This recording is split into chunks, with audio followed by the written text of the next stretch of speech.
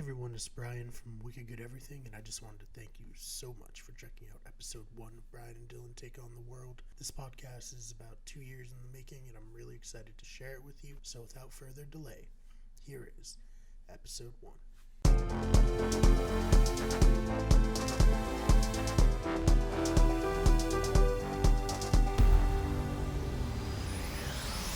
Welcome to episode 1 of Brian and Dylan Take on the World. What's up? What's up? I am your co-host Dylan. And I'm Brian. Very, very nice. Brian, I am very excited. Yeah, I'm so excited too. We're finally doing this podcast. We worked together for like a year ago at this point, and we always were like, oh, we should definitely do a podcast or something. It's finally happening right now. Dude, it has been long coming. We have been bouncing ideas back and forth off each other for, like you said, about a year. Yes, some of them are really bad. So if you guys don't love this podcast immediately, just remember, it could have been a lot worse. Brian and I have been in the planning stages of writing about 4 or 5 scripts. Yep. Those never came to fruition. Not yet. But hey, man, here we are. We're officially recording. Hopefully, you hit record, right? Yeah. Let me double check. Yes, we are recording. All right, good. All right, so we're off to the right track here. Yeah, we're good. We're good so far. All right, so to try and give like a little bit of a game plan for what we're going to try to do with this podcast, I consider Brian and I don't think nerds is the right terminology, but we are very into all different aspects of entertainment. Yes. So we want to try and cover anything from movies and TV to video games, maybe eventually dabble into some sort of music that we both like. Mm-hmm. We even have discussed covering things such as graphic novels and reviewing graphic novels. Yes, once I actually make good on my promise to read the graphic novels that I bought for this podcast, yes, we are definitely going to do that. We have a lot of segments that we're going to be calling the very, very late segments.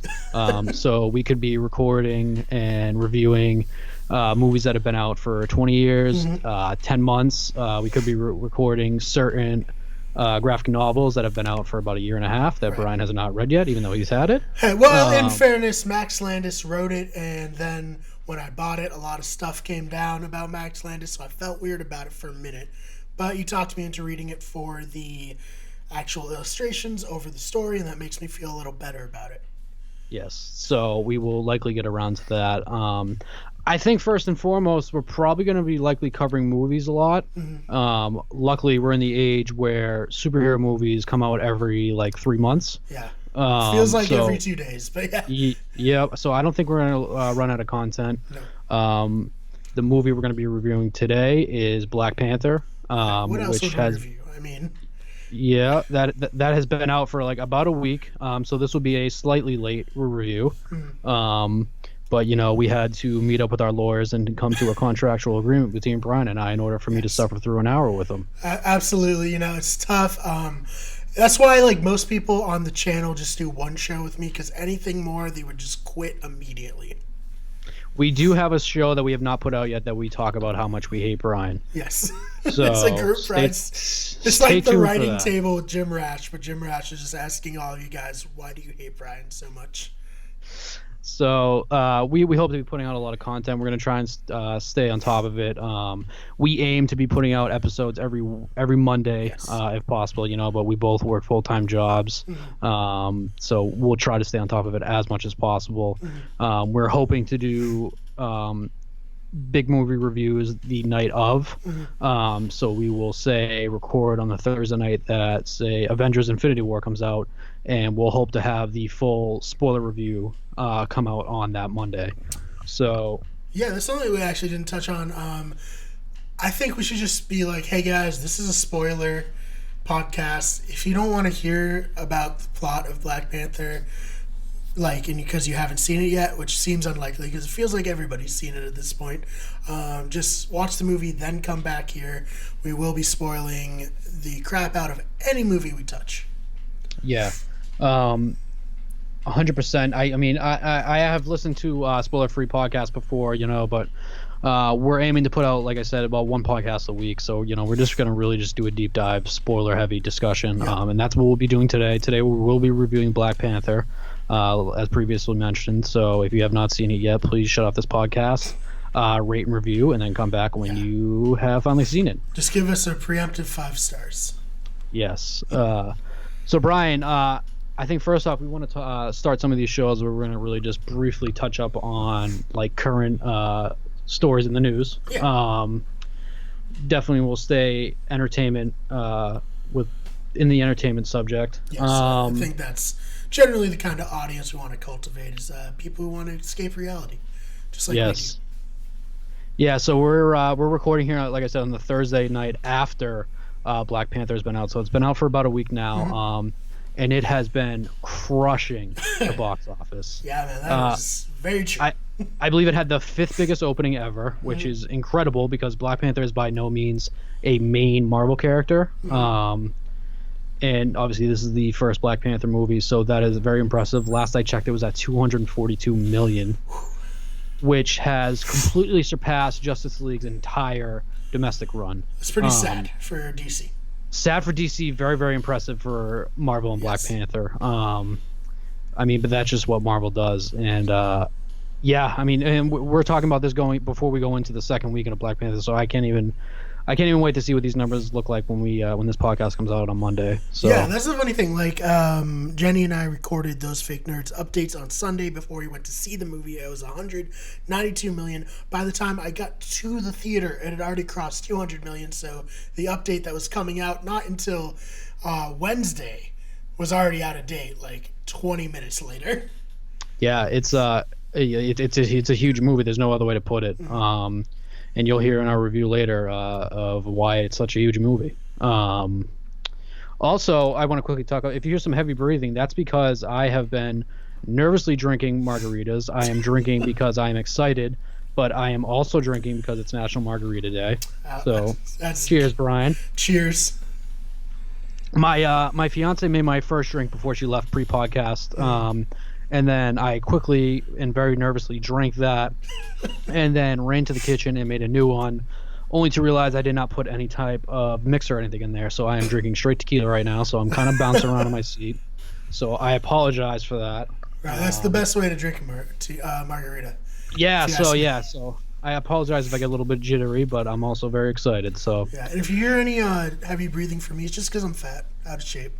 Oh yeah, we should touch up on, as well as me. I just wanted to hide behind the margarita, but it's definitely because of that as well.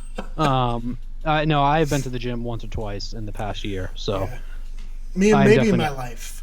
Yeah, so I'm not a gym rat, so I just want to get that out there. I'm very handsome though. I'm fluffy, is what I tell people. I like it. All right, so what is our first story? Let's get into that. So our next story is going to be Mark Hamill is finally getting a star on the Hollywood Walk of Fame. Well deserved. Which today I learned that Mark Hamill did not have a star on the Hollywood Walk of Fame. That was very surprising to me too. I'm glad I'm not the only one. Yeah.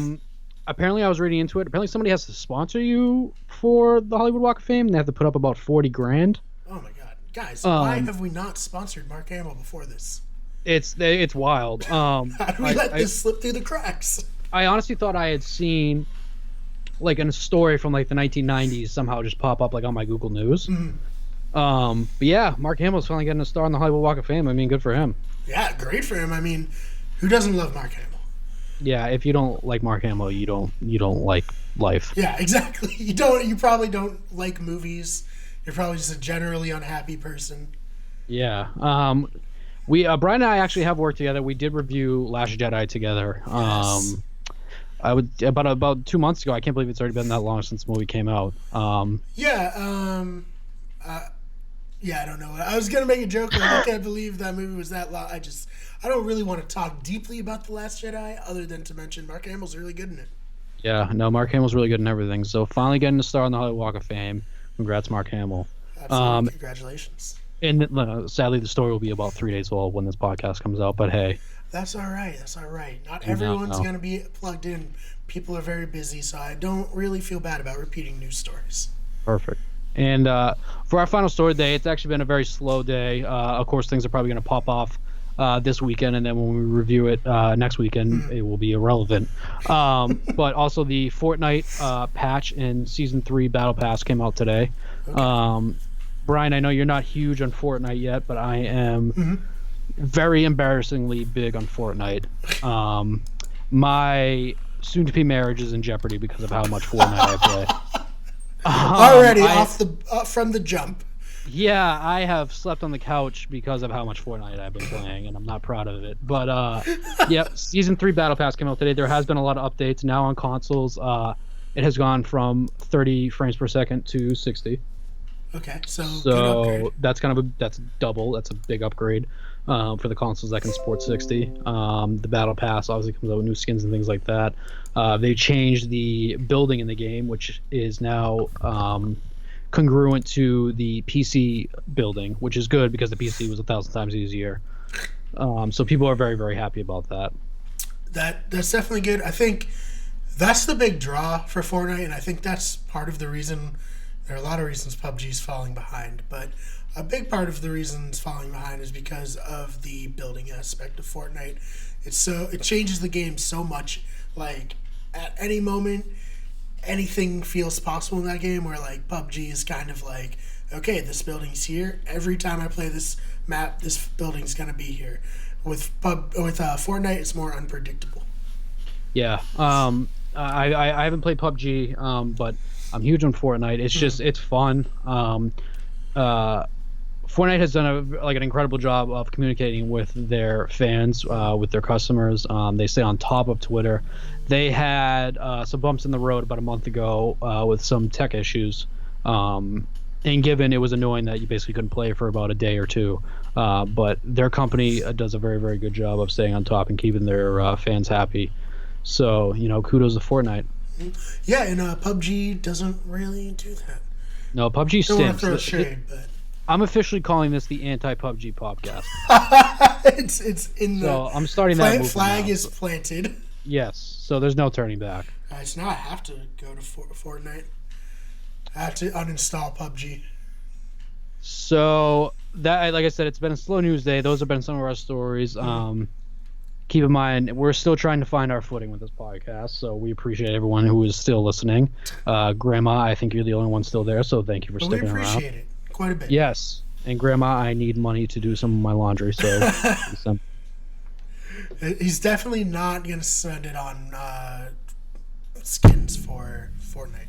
No, totally not, and I'm totally not saving up all of my other money to buy a PlayStation Pro. Right, no, definitely not. Oh, man. All right, so feature attraction time? Yeah, I think so. I think we're just going to cut to a quick break, and when we come back, we will be reviewing Black Panther. I lived entire life waiting for this moment. I lied just to get here. Killed in America. Afghanistan. Iraq. I took life, my own brothers and sisters here on this continent. And all this death, just so I could use. All right, guys, welcome back. As you've heard, we will be reviewing Black Panther right now. Black Panther 2018, directed by Ryan Coogler, written by Ryan Coogler and Joe Robert Cole, starring Chadwick Boseman, Michael B. Jordan, Lupita Nyong'o, Denai Guerrera, and Letitia Wright. I apologize. There's a lot of fun names on here. Yes. After the death of his father, T'Challa returns home to the African nation of Wakanda to take his rightful place as king. When a powerful enemy suddenly appears, T'Challa's mettle as king and as Black Panther gets tested when he's drawn into a conflict that puts the fate of Wakanda and the entire world at risk. So, Brian, the way we're going to be doing these movie reviews, right? We have developed a scoring system. Indeed, we have. And we're going to be having 5 categories, and we'll be ranking them by story, characters, acting, special effects, and scenery. And each one of those categories are scored 1 to 10. Mm-hmm. So say after all those 5s, for example, we have a score of 46, and we will both have our individual scores. Yep. Say we have a score of 46, we will be rating the movie a 4.6 out of 5.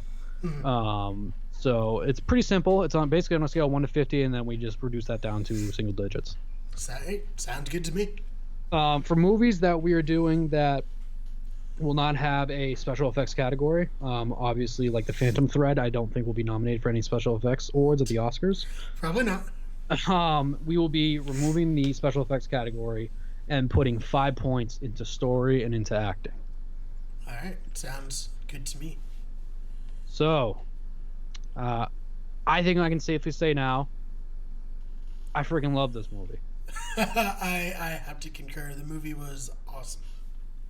Normally I would say let's wait for our score, but there's gonna be no way for me to hide it. I absolutely love this movie. I thought I thought it was one of the better superhero movies I've seen. I think it's definitely up. It's definitely top 3 Marvel. I would say definitely top 5, maybe all-time superhero movies. It's tough for me to think of 5. Obviously, you have The Dark Knight. Yeah. Outside of that, and probably like Dark Knight Returns, or The Dark Knight Rises. Sorry. Yeah. No, that's the comic. Yeah, we were saving that for when Brian eventually reads that as well. Right. But this is a very, very good movie. Yeah, I mean it's incredibly solid. The acting, all the actors are tremendous in it, and it's the thing is with Marvel, you're like sitting there, kind of being like, all right, when are they gonna make a kind of crappy movie? Because it's been 17 movies, they've all been at least solid to very good, and then they just keep getting better. Thor was awesome, and this was awesome. Marvel is on as hot of a streak as you can be. I don't think Marvel will ever make a bad movie, and probably their only bad movie will be ironically bad. right. Like, should we just do it? Should we just make a bad movie? Their bad movie would be a satirical, like Howard the Duck movie. Right. Yeah, this movie is just everything was just perfect. The music, everything. But you know what? I feel like we're kind of jumping ahead. Let's just jump into our first category. All right, story. Let's do it. Story. We'll switch off. You want to go first? Sure. I thought the added a interesting dynamic of actually. All right, let's be honest. A lot of the Marvel movies, especially the origin ones, have the trope of superhero versus the other side of the coin of the same superhero, a bad guy with his powers. A lot of them do it, but this movie actually gives you a reason to care about the bad guy with the same powers. So I feel like that alone elevates it above a lot of those other, like Iron Man, Incredible Hulk, Iron Man 2. A lot of it's actually cares about the characters. It gives you a lot of backstory. It gives you a scene that kind of seems like a non sequitur at the beginning of the film that comes back to play an important role.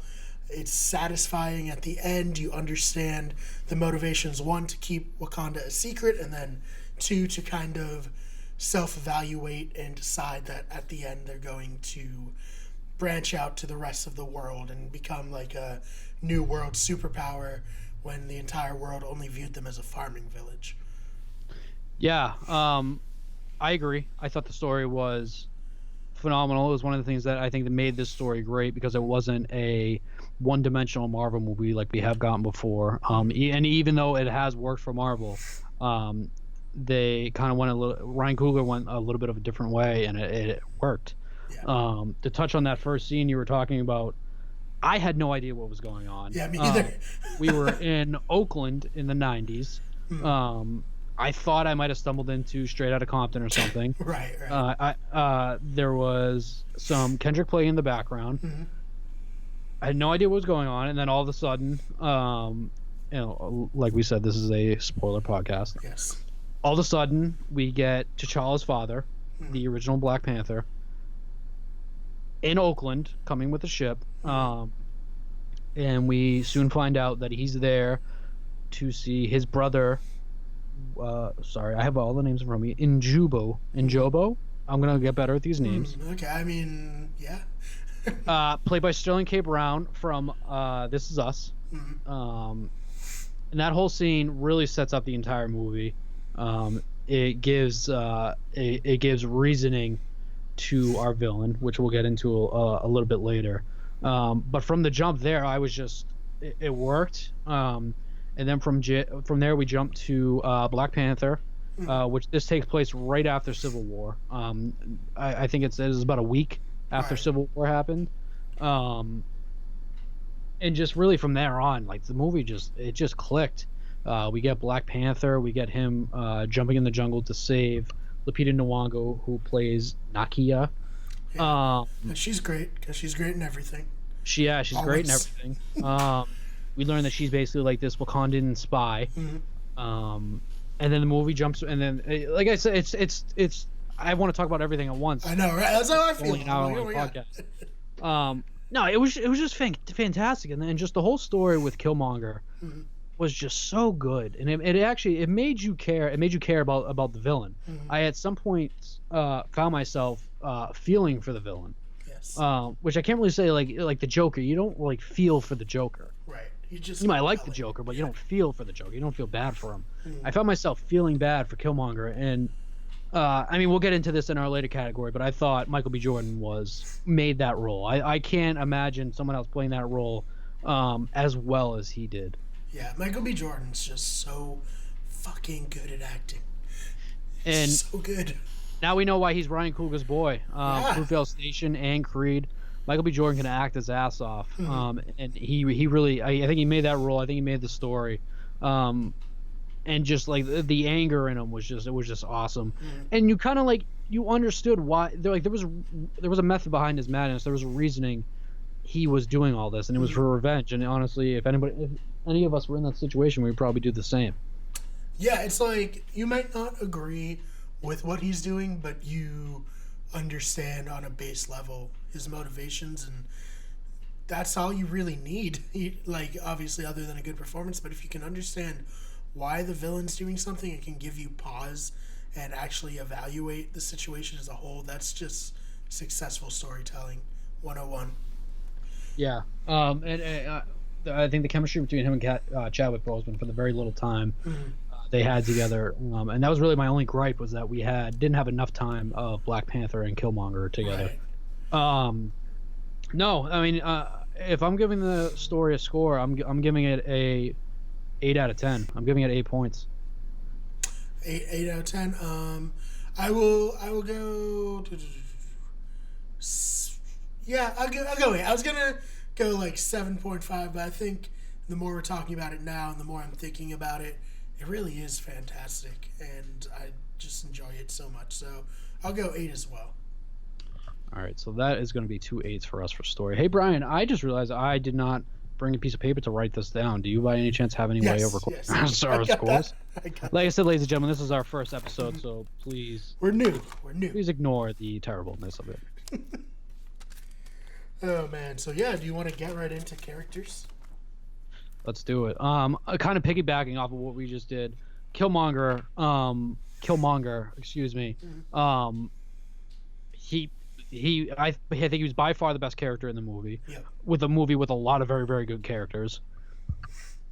He had reasoning to him being a bad guy, and honestly, in his own world, he was the good guy. In a lot of people's world, he was the good guy. He was getting revenge. He was doing what he thought was right. He was trying to get what was his. And he was really just taking revenge for his father against his cousin and his uncle, who killed his father in what he thought was cold blood. After that, I'm gonna have to probably say that my next favorite character was T'Challa's sister Shuri. Oh yes, I think I'm saying that correctly. She's great. Letitia Wright, and I am so sorry if I'm mispronouncing that, but Letitia Wright fucking stole almost every scene she was in. Yes. Any scene that didn't have Michael B. Jordan, she stole. Right. She was hands down probably the funniest character in this movie. And her comedy didn't seem corny or anything like that. It worked. Her chemistry with her big brother T'Challa was really like, it made you remind you of like your own brother or sister. Yeah, it felt real. That's the big thing. Yeah, no, I thought she was fantastic, and I haven't seen her in anything else. I guess she's in the final episode of Black Mirror in the new season, which I have not seen the final episode yet. Nor I. I've only seen the first one from the season. Yeah, but I'm very excited. I'm very excited to see her. I'm very excited to see her in more things now. I mean, but the character itself, the character that she's basically like, she's as smart as Tony Stark, and she's basically leading. She's I would say, what is she? Like a teenager, or would you say a little bit older? I'd say for the movie, she's probably 17, 18. Yeah, and she's leading. She's basically the technological leader in this country and she's using all the vibranium for to create her own little the Black Panther suit. Just everything she did was just incredible. She was funny. I thought she was a great character. Yeah, it kind of made me think like I've always been a little bit worried for Marvel. Not that they need me to worry for on their behalf, but it's like, man, what's gonna happen when Robert Downey Jr. doesn't want to be Iron Man anymore? Honestly, and I don't think this is a hot take. Just have her be the new Iron Man. No, I don't think it's a hot take either. I mean, I think she can definitely take over the technological aspect for the Panthers. I mean, for the Avengers. Sorry. Yeah, I mean, right? Imagine the stuff she'd be doing with the Iron Man suit. I really don't think that's a hot take either, because I do know in the comics that there is an Iron Man. I don't think it's Black Panther's sister, but it seems to kind of work. I think there's a female Iron Man in the comics.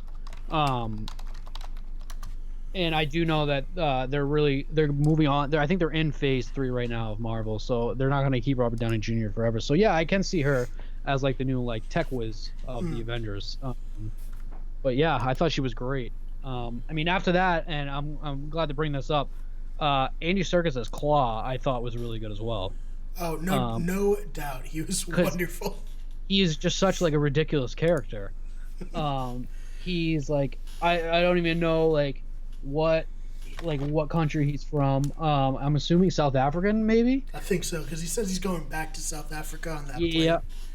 Yep. So, and he's like, apparently, like, I don't think he was joking when he said that he had a SoundCloud link to his album. Oh, that was so good. Oh, and I actually read that there was people online searching to see if it was a real SoundCloud link, right, to see if there was like some sort of Easter egg in there, and unfortunately there wasn't. Oh man, missed opportunity. But I thought that was hilarious. I thought he was a great character. I never read any of the Black Panther comics or anything like that going into this movie. Right. I guess he's a big bad guy in the comics as well. Yep.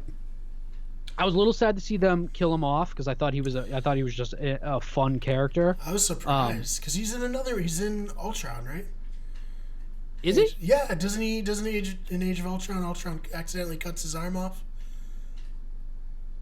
You're 100% right. I totally forgot about that. Yeah, I was surprised they killed him off. I was like, oh yeah, they set him up. This guy's gonna be like down the road. I honestly thought he was gonna be the bad guy of Black Panther when that happened, but obviously they went a better way, I think. I also failed to mention that I only saw Age of Ultron once in the movie theaters because I didn't think it was that good. Right. But no, Brian, you just I'm woke now. Woke to Andy Serkis. I thought he was just a fun little like secondary villain. There wasn't a whole lot to like about him if you were in the real world, but he was just a funny guy. Yeah. I liked his arm. It was like creepy. It looks like a doll arm. It was weird, especially in the end credits when they show. In the end credits, when it's all made of like the sand that Shuri uses for like the tech things, it was creepy when they show his arm opening in the sand too. Yeah, that was a little bit creepy. I was kind of wondering. I feel like there was a little bit of missed opportunity. They could have had his arm be powered from like the weapons from Spider-Man: Homecoming. I thought because that's what it looked like to me at first. And I was like, I even like leaned over to Jenny in the theater, and I was like, I bet that's from Spider-Man: Homecoming. And then like 2 seconds later, it's like, oh, this will blow up vibranium cars because it's a vibranium weapon. And I was like, nope, I'm wrong. Okay, never mind. I also think that maybe perhaps we're getting a glimpse into the Winter Soldier's future for what his arm, when he's going to get his arm back. That could be fun. We do see Winter Soldier at the very, very end of this movie. In the secondary after credit scene, we also see that he has an arm in the Infinity War trailer. Yes. So maybe there's a little bit of Claw in his in Winter Soldier. Yeah, definitely. So Brian, I think I'm giving these characters. I'm gonna go with 7 out of 10. 7 out of 10. I'm gonna go 9 because of Eric Killmonger. He's the best villain other than Loki. Straight up. I honestly, I think I take him over Loki, but I do think that there was some. I got to stick with my score. I can't. But I think 9's fair as well. I can't go back on it. Maybe I'm just like too hyped about the movie because all my scores are pretty high. So, all right, so far, you have an 8 and a 9. I have an 8 and a 7. So clearly, this movie is going to be rated fairly well. Yes. Into our third category, which I think will be getting a rather high score as well, we have acting. So. Yeah, so there's not a bad performance in this movie. Like, everybody's awesome. Denai Guerrera, I love her from The Walking Dead, and she kicked ass in this movie. Yep. Like, straight up. We already touched on Lupita. She's awesome in everything. You can just count on her. Like money. Michael B. Jordan, amazing villain, really compelling. Chadwick Boseman, probably the perfect Black Panther. And then we add a little bit of Martin Freeman in there for some fun. Let's really dive deep into Michael B. Jordan. I honestly think that it's not a hot take with this either, that maybe best supporting actor. I'm not saying he'll win it. I wouldn't be totally shocked if he somehow got nominated, because I have no idea what 2018 has in store for us. Right. I thought I think his acting made that entire role.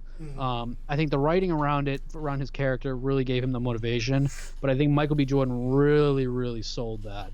And like you said, he's just a really fucking good actor. Yeah. Creed, he was nominated for Best Actor in Fruitvale Station, so he's already got the nom for one. Yep. Creed was just really fucking good. It was fun, but he was also very good in that movie.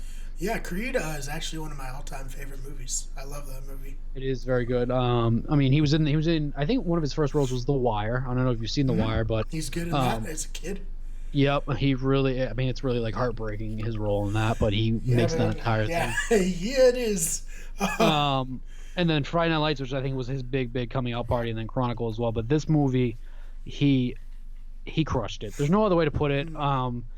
If he doesn't get nominated, he still is probably deserving. But I thought he was very good, and I don't think it's that ridiculous to say. And these aren't my own words. I read this somewhere. That he was likely probably in my opinion, the best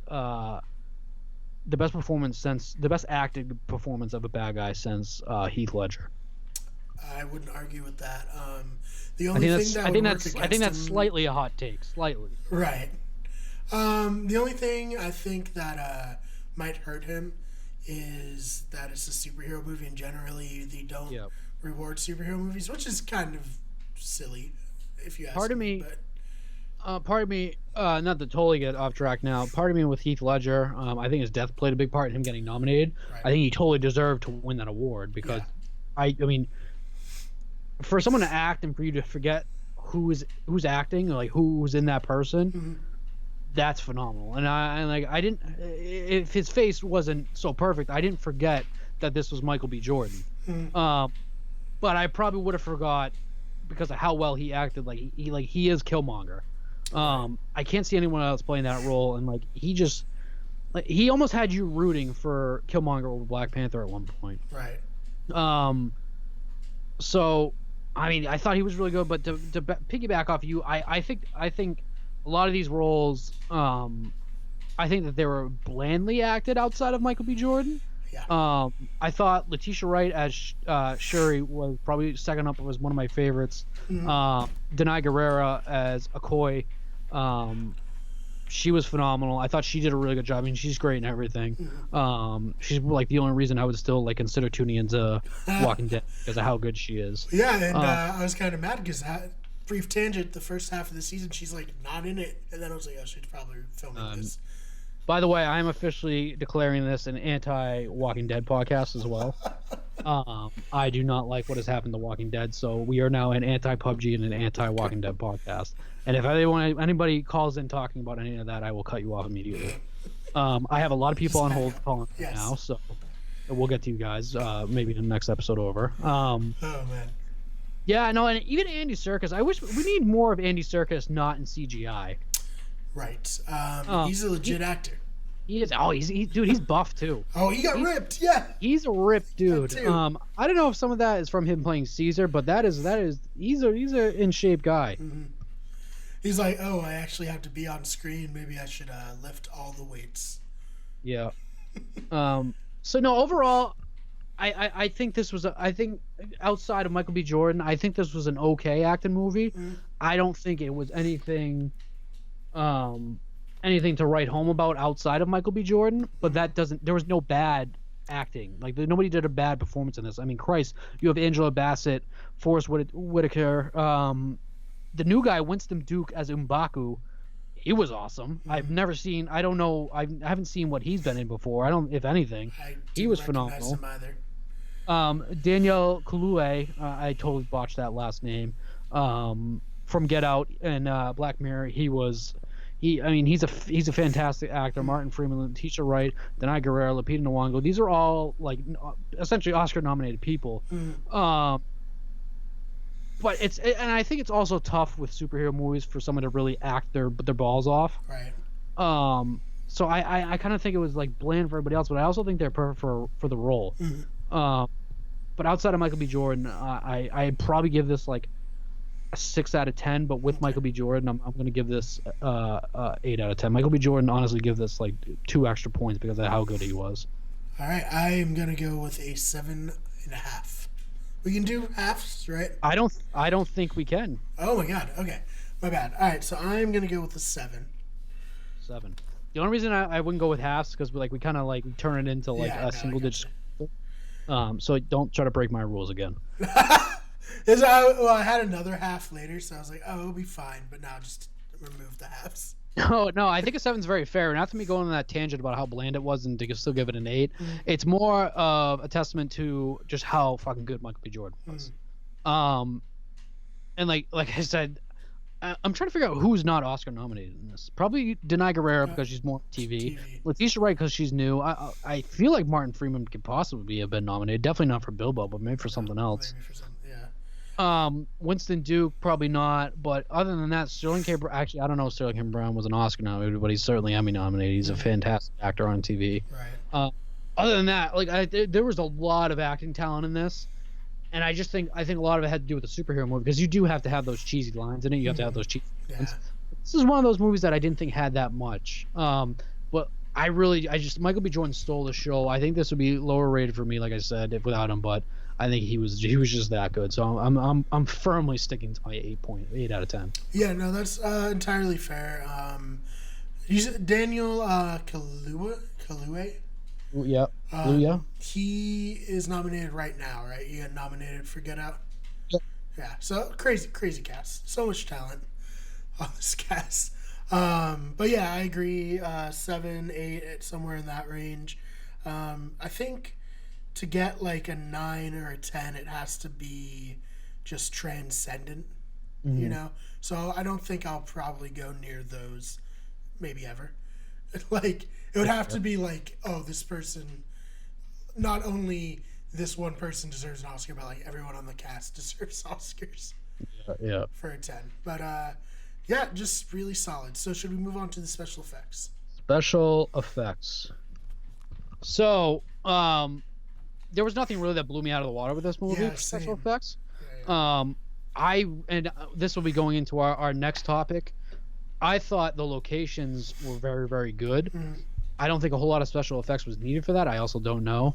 A lot of the special effects were needed in standard places like Claw's arm. I'm sure like the vibranium train down below. Things like her, like Shuri's little like I don't even know what to call it, like the sand like thing that will show like when he picked up the car. And he removed the roof off of the car in the very beginning. You can see all the guys in it. It's like a high-tech sand. I don't even know what to call that. Yeah.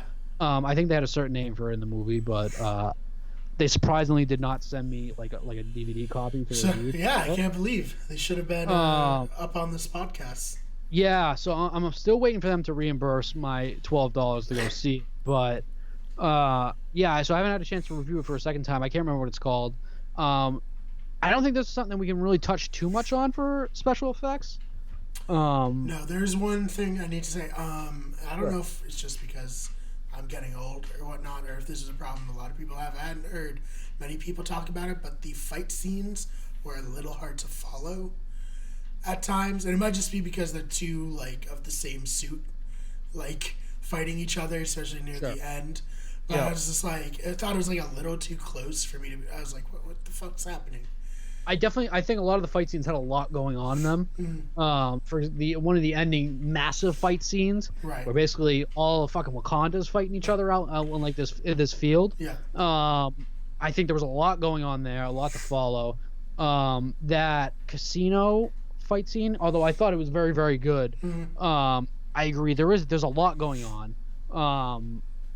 So I think that's a fair thing to say. Yeah, there was nothing that like blew me out of the water with this, and that's perfectly fine because like I said, I really think a lot of this movie did not rely on action, and I think a lot of it more revolved around the story, the characters, and the acting. And honestly, it's refreshing to see that in a superhero movie, and so I'm perfectly fine with giving the special effects a lower score. Right. So. But like my thing was like Creed. Yep. That fight scene at the end of Creed is so good that I was like, why are these fight scenes not amazing? I think a lot of that too, because that's a movie that was basically building up to that. I think that was probably a well choreographed fight scene. Right. I think a lot of that was real too. Right. I just think with like the special effects and like the fighting, because the special effects would have had to go a lot into the fighting in this. Yeah, there was just it wasn't anything special, and like I said, there's nothing wrong with that in my point of view.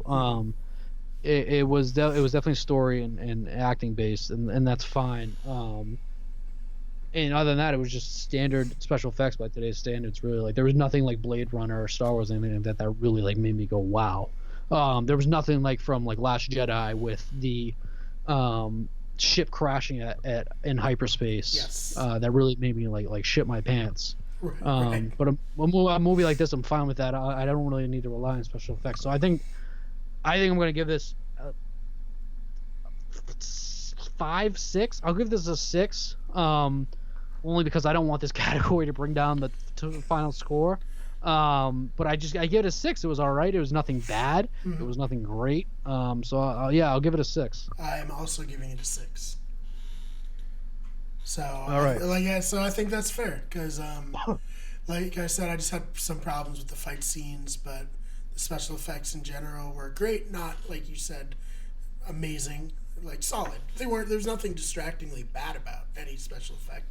It was just not like, oh wow, that's amazing. All right. So you want to jump on our final category for the rating system? Yes. So scenery is our last category, and I think probably by way of being set in Africa, the most unique looking Marvel movie in terms of scenes and different stuff, and then juxtaposed against the amazingness that was Wakanda. I thought this was a beautiful movie. First off, we go all over the world. Right. We see Oakland, we see Wakanda, we see South Korea. Wakanda, especially for obvious reasons, it's an African nation. It's a fictional African nation, but it has the beauty of Africa. I thought it was just amazing. Like the first tribal fight scene between T'Challa and M'Baku on like the side of like, I don't even, what was that, like a waterfall? Yeah, this is so scary. That was just so cool. That whole scene of like they're driving in the ship and they land and the whole thing separates and everybody's on the boats and they all crawl down and they're on the side. That was it was unbelievable. Probably my favorite scene though, for scenery was when he goes into, I think it's called the Ancestral Lands. It was very, very Lion King-ish, where we have like the starry nighttime sky. We have like this giant tree with all the panthers in it. I thought that was beautiful, and they show it in the trailer too. And I think that was definitely my visually favorite scene to look at. I mean, it was very, very cool. And I liked what they did later on when it showed Killmonger going there. Yep. But it was like outside of the windows of his Oakland apartment. I don't know. I liked that a lot too. I think this is a visually well put together movie. And this is coming from Ryan Coogler, who has done movies set in Philadelphia and then Baltimore, right? In Creed. I thought, is Fruitvale Station also set in Philadelphia? I totally forget where. I haven't seen Fruitvale Station in a while. For some reason I thought Fruitvale Station was somewhere in California, but I could be wrong. either way, for him to go out and he's in Africa now, I just thought it was a beautiful movie. It's in Oakland. It is Oakland. Okay, so yeah, I mean he's done Oakland before too, but I mean nothing like this. And I just thought it was, whoever the cinematographer was too. I just thought this was a really really good, visually stunning movie. I'm giving this a 9 out of 10. That's exactly what I gave it. All right, we're very on the same page on this movie. All right. I will say I really want to compliment the look of Wakanda, especially where they kind of merged the like look of old Africa with like technology. So some of the buildings in the back, because I was curious, I was like, what are they gonna do to make this like look like Africa, but set like 1,000 years ahead of where we are today? And a lot of the architecture in the background had influences of, you know, different like thatched hut style, but it wasn't, you know, it was obviously the metal. And I just thought that was really nice, good attention to detail for stuff that wasn't like focused on heavily, just in the background, which I appreciated. No, I'm glad you followed up on that too, because like we have like I'm assuming it was like the capital city of Wakanda, where they're in like the high rises and all that. It looks like Coruscant from from Star Wars, and then like they go down to like the little part of the city, and it's like there's huts. They're walking through like grass roads with like hovering ships above it, and then when he goes out to like the countryside, which I'm assuming was like the outskirts of Wakanda, like right before like where it's not being hidden by like the trees and all that.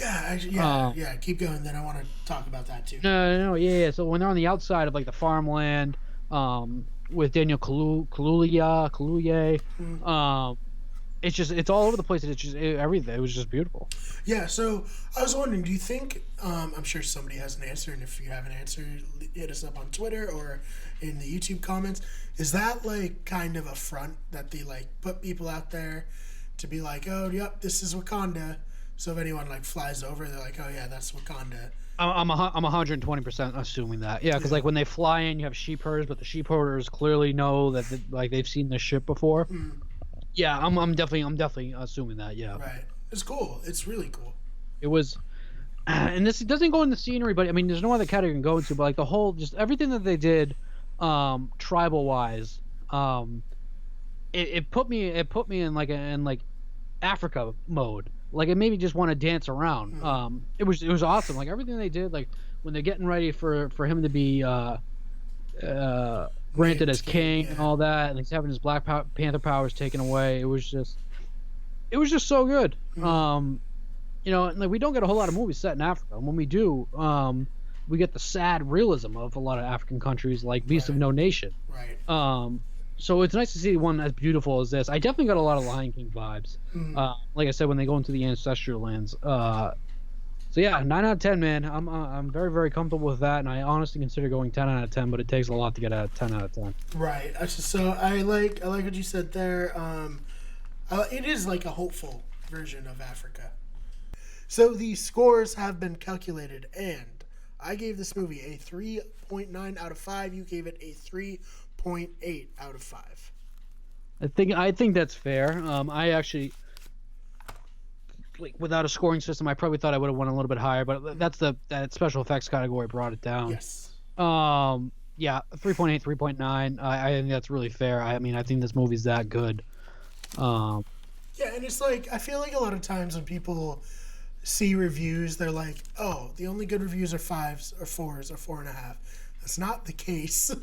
No. 3 is good. There was some flaws with this movie. It's not a perfect movie, but it's close. I mean, I think it gets up there for a very very good movie. I wish the Black Panther and Killmonger fight scene was a little bit longer. I mean, that's the only problem I can think about it, honestly. But obviously, the movie wasn't perfect. This is just a very, very good movie. No, so you have people on Facebook who are saying there's no possible way this movie could be rated as high as it's getting, and I think it's a 97% on Rotten Tomatoes right now.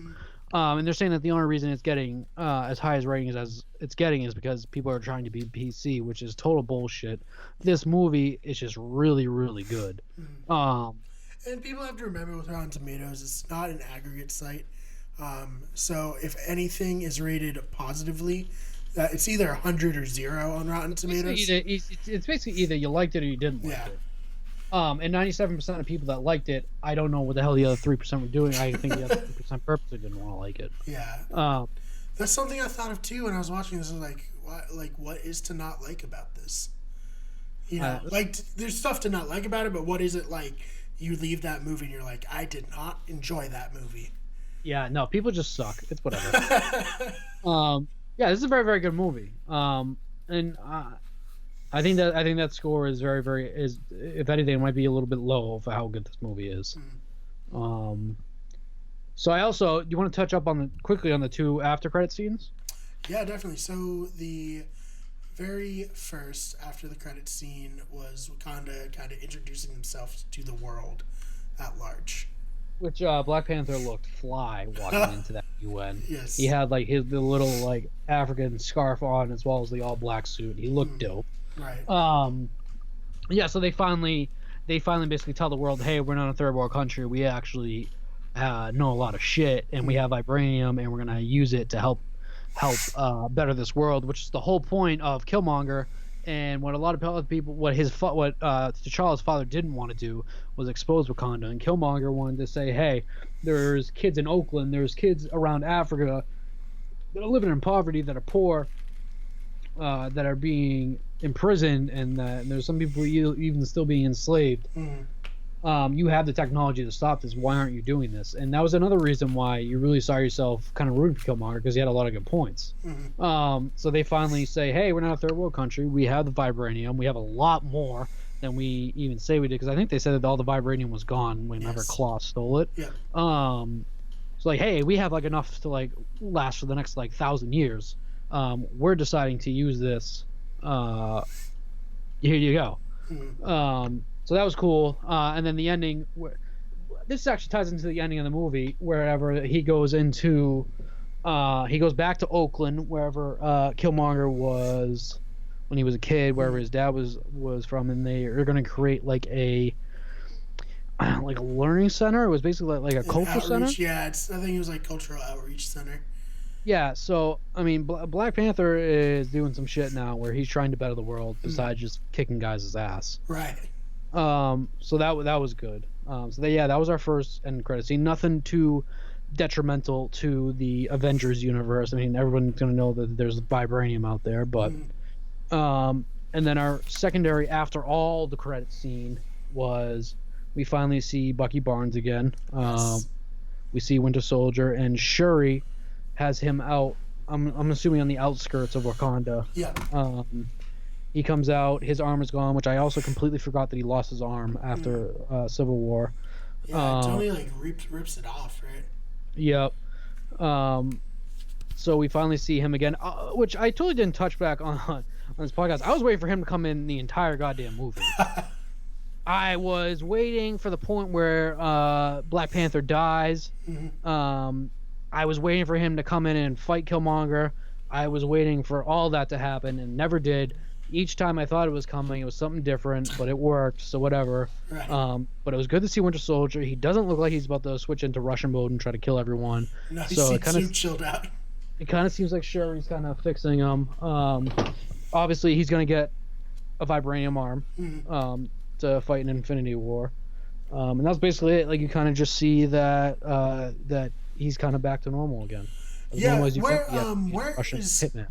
Yeah, of course. Where was Cap at the end of Civil War? I thought he was in Wakanda. He was somewhere. He was out. I think he's reassembling like Falcon and all them. Okay. Because this was only a week after Civil War. Right. So maybe he just did a quick pit stop in Wakanda, and then maybe he's elsewhere now. Right. He was on vacation. Yeah, I was gonna be shocked if we saw Captain America in this movie. Yeah, no, I didn't expect him to show up either. But I really thought we were gonna see Sebastian Stan as Winter Soldier at some point. But we just did at the very, very end of the credit scene. Nothing major. Yeah. Obviously setting up that he's gonna be back to normal in Infinity War. But yeah, nothing too crazy. No Tony Stark, no Thor crashing down or anything like that. And we've already seen events that have transpired long after this movie takes place. Yes. We've seen Spider-Man, we've seen Doctor Strange, we've seen all of that. We've seen Thor.